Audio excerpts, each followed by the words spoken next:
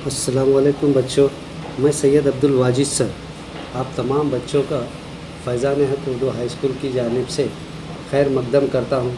बच्चों, आज हम 10वीं जमात का स्थूल वाचन मोठे होत असलेल्या मुलांनो ये सबक पढ़ने जा रहे हैं। दरअसल बच्चों, मोठे होत असलेल्या मुलांनो यानी कि आप 10वीं जमात में आ गए। अब तकरीबन तुम बड़े हो रहे हो। अब इसके बाद आप कॉलेज करेंगे। इस सबक के मुसन्निफ़ है डॉक्टर अनिल काकोडकर। इनका जन्म 1943 में हुआ। भारतातील सुप्रसिद्ध अणुशास्त्रज्ञ, भारतीय अणुऊर्जा मंडळाचे माजी अध्यक्ष, भारत सरकारच्या पद्मविभूषण पुरस्काराने सन्मानित। बच्चों, हमारे जो आज के मुसन्निफ़ है वो साइंसदान है, अणुशास्त्रज्ञ यानी कि क्या, एटॉमिक साइंसदान, भारतीय अणुऊर्जा मंडळाचे माजी यानी कि साबिका अध्यक्ष यानी कि सदर। हमारे हिंदुस्तान के जो एटॉमिक रिसर्च सेंटर है उसके वो साबिका सदर भी रह चुके हैं। भारत सरकारच्या पद्मविभूषण पुरस्काराने सन्मानित और हमारे हिंदुस्तान का उन्हें पद्मविभूषण ये से भी उनको नवाजा गया है। मोठे होत असलेल्या मुलांना उद्देशून डॉक्टर काकोडकर यांनी हे पत्र लिहिले आहे।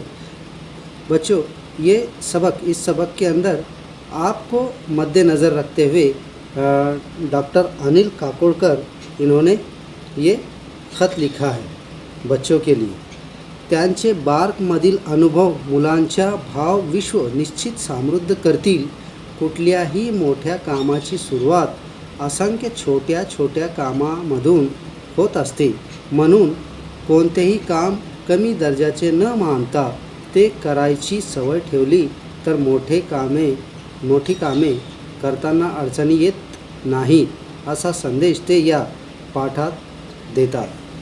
तो बच्चों, आज हमें मुसन्निफ़ डॉक्टर अनिल काकोडकर ये एटॉमिक रिसर्च सेंटर के साबिका सदर भी रह चुके और इन्होंने हमारे जो बड़े हो रहे बच्चों के लिए अपने ख़त में उनके लिए कुछ बातें बताई है और उनका कहना ये है कि यकीनन ये बातें अगर से बच्चे मान के चलेंगे तो उनके आने वाले ज़िंदगी में वो ज़रूर बहुत ही अच्छा काम करेंगे और अच्छे ओहदे पे जाएंगे। यानी कि उन्होंने क्या दो बातें बताई। पहली बात तो ये कहा कि कोई भी काम छोटा नहीं होता और हर काम की शुरुआत जो रहती है वो छोटे छोटे कामों से ही होती है और इन्हीं छोटे छोटे काम करने की वजह से हमें जो हमारे हाथों से जो है तो बड़े बड़े काम होते हैं, यानी कि बड़े काम करने की भी हमें आदत हो जाती है। तो चलो शुरू करते हैं सबक।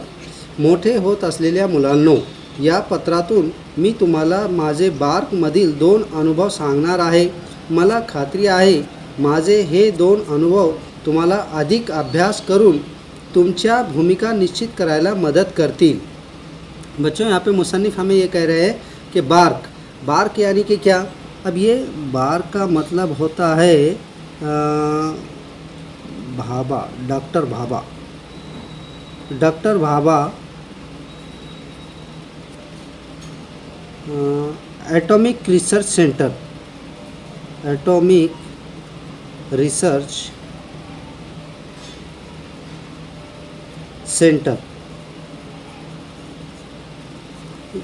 इसका ये क्या है, शॉर्ट फॉर्म है बार्क। तो मुसन्निफ़ हमें जब वो डॉक्टर बाबा होमी बाबा रिसर्च सेंटर में काम कर रहे थे तब उन्हें कुछ ऐसे अनुभव तजुर्बे आए थे। उन तजुर्बे के बारे में वो यहाँ पे वो तुम्हें बता रहे हैं। तर मुलांनो, आधी मी माझे 2 अनुभव सांगतो। हे दोन्ही अनुभव मी कॉलेज संपून बार्कमध्ये ट्रेनिंग स्कूलला गेलो तेव्हाचे आहेत। अरे हो, बार्क म्हणजे काय असा प्रश्न तुम्हाला पडला असेल, सांगतो। बार्क हे भाभा ॲटॉमिक रिसर्च सेंटर म्हणजे भाभा अणुसंशोधन केंद्र या नावांचे लघुरूप आहे। तो बच्चों, यहाँ पे मुसन्निफ़ हमें अपने कॉलेज मुकम्मल करने के बाद जब उन्होंने साइंसदान बनने के वास्ते जब doctor Homi Bhabha research centre को ज्वाइन किया उन्होंने, तो उस वक्त की 2 अनुभव वो यहाँ पे तजुर्बा उन्हें वो 2 तजुर्बे उन्होंने आपको बताना चाह रहे हैं बार्क के। बार्क यानी कि बार्क का फुल फॉर्म भी उन्होंने यहाँ पे बता दिया है। अभी देखो, भाभा अनुसंशोधन केंद्र, एटॉमिक रिसर्च सेंटर को मराठी में भाभा अनुसंशोधन केंद्र कहा जाता है। लघुरूप यानी कि शॉर्ट फॉर्म, लघुरूप को शॉर्ट फॉर्म कहा जाता है।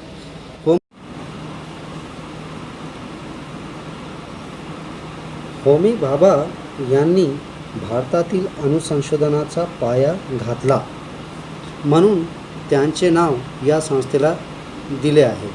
तर बार्क ही संस्था आता प्रचंड मोठी आहे, पण मी तिथे ट्रेनिंग स्कूलला गेलो तेव्हा ती संस्था सुरू होऊन जेमतेम 7 वर्ष झाली होती। तर मुलांनो, बच्चों, यहाँ पे मुसन्निफ़ कह रहे हैं कि जब वो बार्क में ट्रेनिंग के लिए गए उस वक्त वो एक छोटी थी, मतलब उतनी बड़ी नहीं थी जितनी बड़ी रिसर्च सेंटर आज है उतनी बड़ी नहीं थी, क्योंकि जब वो ट्रेनिंग को गए थे तो वो बार्क शुरू होकर 7 साल ही हो गए थे। डॉक्टर होमी भाभा, इनका नाम संशोधन केंद्र को रिसर्च सेंटर को दिया गया। क्यों दिया गया? क्योंकि डॉक्टर होमी भाभा ने इसकी शुरुआत की थी। इसका पाया यानी कि बेस रखा था किसने? डॉक्टर होमी भाभा। इन्होंने शुरुआत की थी, उसका बेस रखा था, इस वास्ते इनके नाम से ये रिसर्च सेंटर को इनका नाम दिया गया। आम्ही जवळपास 100 मुले मुली होतो। मी ट्रेनिंग स्कूलला असताना होमी भाभा 3-4 वेळा आले होते। प्रचंड स्फूर्तिदायक व्यक्तिमत्व होते ते। एकदा आम्ही त्यांना विचारलं, आम्ही इतकी मुले मुली आहोत, पण सर्वांना पुरेल इतके काम कुठे आहे इथे? ते म्हणाले, तुम्ही त्याची काळजी का करता? तुम्ही सर्वजण संशोधन करत राहा, त्यासाठी सरकारला खर्च किती येतो याचा आत्ता विचार करू नका, मात्र एक करा तुम्ही। तो बच्चों, यहाँ पे जब लेखक ट्रेनिंग स्कूल में यहाँ पे आए उस वक्त तकरीबन 100 लड़के और लड़कियाँ उनके साथ इस क्लास के लिए ट्रेनिंग स्कूल में यहाँ पे आए थे। और उस वक्त की बात, जब डॉक्टर होमी भाभा उस वक्त ट्रेनिंग सेंटर को विज़िट देते थे, और जब अपने मुसन्निफ़ जब वहाँ पे ट्रेनिंग ले रहे थे उस वक्त 2-3 मरतबा वहाँ पे डॉक्टर होमी भाभा उन्होंने विज़िट दी थी। तो लेखक उनके बारे में क्या कह रहे कि होमी भाभा स्फूर्तिदायक व्यक्तिमत्व थे। यानी कि स्फूर्तिदायक यानी कि क्या? एक चंचल, उनकी पर्सनालिटी कैसी थी, उनकी शख्सियत साजी कैसी? चंचल। और एक बार ये सब ने इन सब बच्चों ने उनसे एक गुफ्तगू की। एक बार पूछा कि हम यहाँ पे तकरीबन 100 लड़के और लड़कियाँ हैं और इतने सब हम यहाँ पे हैं, लेकिन काम तो इतने के लिए यहाँ पे है नहीं, सबको पूरेगा इतना काम तो यहाँ पे है नहीं। तो उस सवाल पर मुसन्निफ़ ने, यानी कि मुसन्निफ़ ने नहीं, यहाँ पे डॉक्टर होमी भाभा ने उन्हें जवाब दिया, तुम्ही त्याची काळजी का करता? तुम उसकी फ़िक्र मत करो, तुम्ही सर्वजन संशोधन करत रहा, तुम सभी क्या करो? अपने काम में को करते रहो, उसके अंदर रिसर्च करते रहो। उसके लिए गवर्नमेंट को कितना खर्चा आ रहा, अभी इसकी फ़िक्र मत करो और इसका हिसाब किताब मत रखो, मात्र एक करा, लेकिन मात्र एक करा, तुम्ही स्वतःच काम निर्माण करा। आपण काय काम करायचं हे तुम्ही स्वतःच ठरवा. बॉसने सांगितले तेवढंच काम करायचं आणि सांगितले नसेल तर आपल्याला कामच नाही असं समजायचं, हे चूक आहे. हाँ, तो बच्चों यहाँ पे होमी बाबा ने लेखक को एक बात बताई, लेखक यानी कि तमाम बच्चों को एक बात बताई कि अब आप क्या करो, काम नहीं है बोल के खाली बैठने से नहीं चलेगा, तो तुम खुद ही काम पैदा करो, यानी कि शुरू करो. आप अपने सोच को आगे बढ़ाओ, क्या काम करना है ये तुम खुद सोचो और उस काम पे काम शुरू करो. यानी कि कहने का मतलब डॉक्टर होमी बाबा ये कह रहे हैं कि यहाँ पे काम है या कोई काम करना है ऐसा नहीं, आपको आपकी सोच के हिसाब से एक काम तैयार करना पड़ेगा और उस पर आप रिसर्च करो, उसको काम नया बनाओ और उसी के ऊपर काम किया करो. तो यहाँ पे होमी बाबा ने कहा कि आप खुद अपना काम नया ईजाद करो, तैयार करो और उस पर काम किया करो. काम नहीं है ये कहना गलत बात है. काम नाही असं समजायचं हे चूक आहे, ये गलत बात है. ही प्रवृत्ति गेली पाहिजे. प्रवृत्ति बोले तो आदत. प्रवृत्ति के मायने क्या होता है? आदत. हे प्रवृत्ति गेली पाहिजे. भावांनी सांगितलेला हा मुद्दा माझ्या मनावर कोरला गेला आणि मुलांनो, स्वानुभवाने सांगतो, एकदा हे लक्षात आलं ना तर sky is the limit. Sky is the limit. Boat धरून चालवणं किंवा दिशा दाखवणं हे पहिल्या 8-10 वर्षापर्यंत ठीक आहे, आवश्यकही आहे, पण अंतिमतः स्वतःला सक्षम करता आलं पाहिजे, ऊर्जा मिळवता आली पाहिजे आणि स्वतःचे मार्ग शोधता आले पाहिजे. हाँ, तो बच्चों यहाँ पे मुसन्निफ़ क्या कह रहे हैं कि उन्होंने हमें जो एक बात बताई कि भाई कोई काम कह रहा है और आप वो काम कर रहे हो, उसे काम नहीं कहा जाता. तो आपको खुद काम बनाना पड़ेगा, आपको खुद काम ढूंढना पड़ेगा और उस काम पे लग जाना पड़ेगा, उस काम को करना पड़ेगा. एक बार अगर से आप आपने अपने मन का काम शुरू किया और उस पर कामयाबी हासिल की तो फिर इसका इज़ द लिमिट. इसका इज़ द लिमिट यानी कि क्या? इसका इज़ द लिमिट. बोट धरून चालवणं किंवा दिशा दाखवणं हे पहिल्या 8-10 वर्षापर्यंत ठीक आहे, आवश्यकही आहे, पण अंतिमतः स्वतःला सक्षम करता आलं पाहिजे, ऊर्जा मिळवता आली पाहिजे आणि स्वतःचे मार्ग शोधता आले पाहिजे. यहाँ पे मुसन्निफ़ कह रहे हैं कि हम शुरुआत के पहले 8-10 साल तक तो ठीक है, हमें कोई रास्ता बता रहा है तो और किसी का हाथ पकड़ के हम चलते तो ठीक है, लेकिन हमें जैसे जैसे हमारी उम्र बढ़ रही है उस तरीके से हमें आत्मनिर्भर होना चाहिए, अपना रास्ता खुद ही चुनना चाहिए और अपने काम को ढूंढना आना चाहिए और उस काम के ऊपर हम पूरे तवज्जो के साथ, पूरे एफर्ट के साथ काम करना चाहिए, तब जाके सोता. देखो यहाँ पे जब हमारे पास डॉक्टर होमी बाबा आए थे, हमने उनसे एक सवाल किया था कि इतने सारे बच्चों के लिए यहाँ पे तो काम है नहीं, फिर हम यहाँ पे क्या रोज़ काम करेंगे. तो डॉक्टर होमी बाबा ने उन्हें कहा था कि आप सबसे पहले काम क्या है या कोई आपको काम कहेगा और आप वो काम करेंगे, ये आपके जहन से निकाल दो.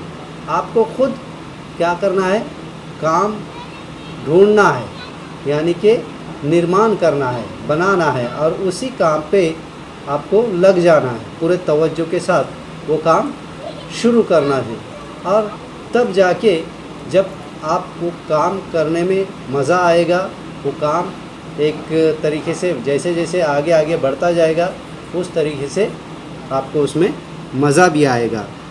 शुरुआत के लेखक कह रहे हैं कि ये मेरे ज़िंदगी का पहला अनुभव है और इसी दिन से मैंने अपने काम पे पूरी तरीके से काम करना सुरू किया. आता दुसरा अनुभव सांगतो.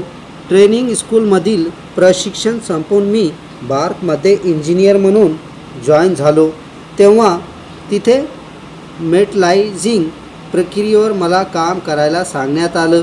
आमच्याकडे त्यासाठी यंत्रसामग्री होती पण कोणीही ती वापरली नव्हती. म्हणून मी म्हणालो, मी यावर काम करतो, पण यासाठी मला एक वेल्डर व एक फोरमन यांची गरज आहे. हाँ, तो बच्चों अब मुसन्निफ़ क्या है, ट्रेनिंग तो ख़त्म हो गई, लेकिन उसी रिसर्च सेंटर में वो इंजीनियर बनकर उसी रिसर्च सेंटर में ज्वाइन हो गए. और ज्वाइन होने के बाद उन्होंने वहाँ पे मेटलाइजिंग प्रक्रियेवर मला काम करायला सांगण्यात आले. मेटलाइजिंग प्रक्रिया ये एटॉमिक रिसर्च सेंटर का एक हिस्सा है, उस पे उन्हें काम करने के लिए कहा गया. आमच्याकडे त्यासाठी यंत्रसामग्री होती, पण कोणीही ती वापरली नव्हती. यंत्रसामग्री यानी कि क्या, मशनरी, अवजार, पण ती कोणीही वापरली नव्हती. म्हणून मी म्हणालो, मी यावर काम करतो. अब यहाँ पे लेखक क्या कह रहे हैं कि वहाँ पे जैसे मैं इंजीनियर बोल के ज्वाइन हुआ, मुझे काम दिया गया, लेकिन मैं जिस मशीन पे काम करना चाह रहा था वो मशीन अब तक उस पर किसी ने काम ही नहीं किया था. तो लेखक ने वहाँ पे अपने सीनियर से कहा कि मैं इस मशीन पे काम करता हूँ, लेकिन मुझे क्या करो, आप एक वेल्डर और एक फोरमैन, ये इनकी ज़रूरत पड़ेगी, लिहाजा तुम मुझे ये 2 आदमी मुहैया कराओ. वेल्डर यानी कि वेल्डिंग करने वाले को वेल्डर कहा जाता है. फोरमन बोले तो उसका एक कामगार होता है, मशीनरी पे काम करने वालों का, उसे फोरमन कहा जाता है. तेव्हा मला सांगण्यात आलं, तुला आता काहीच मदत मिळणार नाही, तुला स्वतःला सर्व करावं लागेल. वरिष्ठांची आज्ञा म्हणून मी सुरुवात केली आणि बरीच धडपड करून ती काम पूर्ण केलं. मग त्यांनी त्या कार्यक्रमाची व्याप्ती वाढवली. हे करूया ते करूया असं बरंच काय काय म्हणाले आणि मग विचारलं, आता सांग तुला काय पाहिजे. हाँ बच्चों, तो यहाँ पे मुसन्निफ़ क्या कह रहे कि पहले तो मैंने उस मशीन पे काम करने की शुरुआत की और मैंने 2 आदमियों की डिमांड की, तो मुझे मुहैया नहीं कराया गया. वो आदमी देने से साफ इनकार किया गया और क्या आदेश मिला कि आपको जो करना है करो, आपको हमारे तरफ से कुछ भी मदद मिलने वाली नहीं, तुम्हें जो करना है खुद ही करना है. मुसन्निफ़ यानी कि लेखक ने क्या कहा, ठीक है, और वो अपने काम पे लग गए. जैसे जैसे उन्होंने काम शुरू किया, जैसे जैसे काम आगे बढ़ता गया और उनके सीनियर देखते गए, जब ये काम उनके नज़रों में आ गया, तब जाके उन सीनियरों ने देखा और उनसे उन्हें सुझाव देने लगे और क्या कहने लगे कि हाँ, अब तुम वाकई में ये काम जो है तो बढ़िया ढंग से चल रहा है, और अब तुम्हें किन किन लोगों की ज़रूरत है, क्या ज़रूरत है, तुम अपनी डिमांड हमें बता सकते हो. आता तुला काय पाहिजे, तुला वेल्डर मिळेल, फोरमन मिळेल, आणखी जे हवे असेल ते सर्व मिळेल. यावर मी म्हणालो, आता मला काहीच नको, मी स्वतः सर्व करीन. तेव्हा ते म्हणाले, काम सुरू करण्याआधीच लोक काय काय मागण्या करतात आणि या वृत्तीमुळेच आत्तापर्यंत ते काम झालेले नव्हते, म्हणून आम्ही तुला वेल्डर व फोरमन द्यायला नाही म्हणालो होतो. हाँ, तो यहाँ पे जब उनके सीनियर ने कहा कि आप जो चाहे, जितने चाहे आदमी मांग सकते हो, तो उस वक्त मुसन्निफ़ ने मांगने से इनकार किया और क्या कहने लगे, अब मुझे किसी की भी ज़रूरत नहीं, मुझे जो करना है मैं अकेले ही कर सकता हूँ. तब उनके सीनियर ने उन्हें कहा कि देखो, जब काम करने से पहले इंसान क्या करता है कि मुझे इसकी ज़रूरत पड़ेगी, उसकी ज़रूरत पड़ेगी, शुरू करने से पहले ये अपने डिमांड और ज़रूरतें बताना शुरू करता है. लेकिन खुद काम अपना शुरू करने किया और जैसे हम काम में मशगूल होते हैं तो फिर हमें किसी चीज़ की या किसी की भी ज़रूरत नहीं होती है. ये अनुभव, ये तजुर्बे से उन्होंने यहाँ पे सीख लिया था.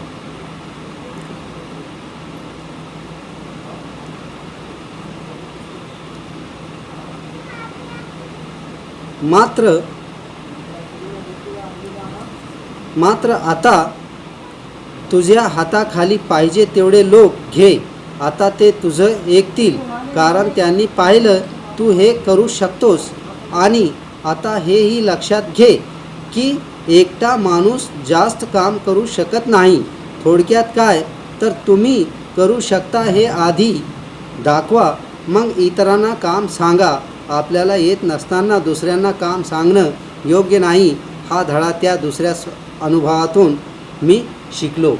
और यहाँ पे लेखक क्या कह रहे कि इसके ज़रिए से मैंने दूसरा अनुभव यानी कि अपने ज़िंदगी का दूसरा सबक यहाँ पे सीखा कि क्या कि हम काम करने से पहले दूसरे की मदद लेते हैं और उस वक्त हमें मदद करने वाले आनाकानी करते.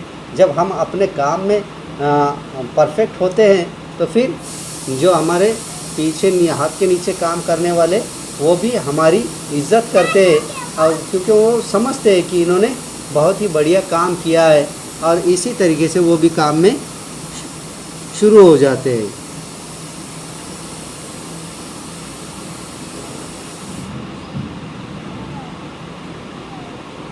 तर मुलांनो, जवळपास 50 वर्षापूर्वीचे हे 2 अनुभव मला आजही खूप महत्त्वाचे वाटतात. तो बच्चों, यहाँ पे लेखक क्या कह रहे हैं कि तकरीबन 50 साल पहले के ये 2 तजुर्बे मुझे आज भी बहुत ही अहमियत वाले लगते हैं, बहुत ही काम के लगते. यातील अवश्य तुम्ही आताच नीट समजून घेतला तर नीट समजून घेतला तर मोठे होण्याच्या प्रक्रियेत तुम्हाला याचा फायदा होईल याची मला खात्री आहे. यहाँ पे आशय यानी कि क्या बच्चों? आशय के मायने होते हैं आशय यानी कि उन्वान. आशय यानी कि उन्वान, मकसद, आशय मकसद. तो यहाँ पे लेखक क्या कह रहे हैं कि मैंने अपने ये जो 2 तजुर्बे हैं, आज भी मुझे 50 साल के बाद भी मुझे आज ये बहुत ही असरदार लगते हैं. और इसका जो मतलब है, आज अगर से आप सही तरीके से समझ गए तो यकीनन तुम्हें उसका फ़ायदा होगा याची मला खात्री आहे. इसका मुझे क्या है, भरोसा है. ऐसा मुसन्निफ़ आप तमाम बच्चों से कह रहे हैं. तो बच्चों, आज का हमारा सबक यहाँ पे ख़त्म होता है. लेखक ने हमें अपने ज़िंदगी के 2 अहम तजुर्बे यहाँ पे बताए हैं. उम्मीद करता हूँ आप तमाम बच्चों को ये तजुर्बे अच्छी तरीके से समझ में आए होंगे. मोठे होत असलेल्या मुलांना उद्देशून सांगितलेले हे 2 अनुभव लेखकाचे खरोखरच खूप महत्त्वाचे वाटतात. बच्चों, आपको ये सबक पसंद आया तो लाइक करें, शेयर करें. अस्सलाम वालेकुम रहमतुल्लाहि व बरकातहू.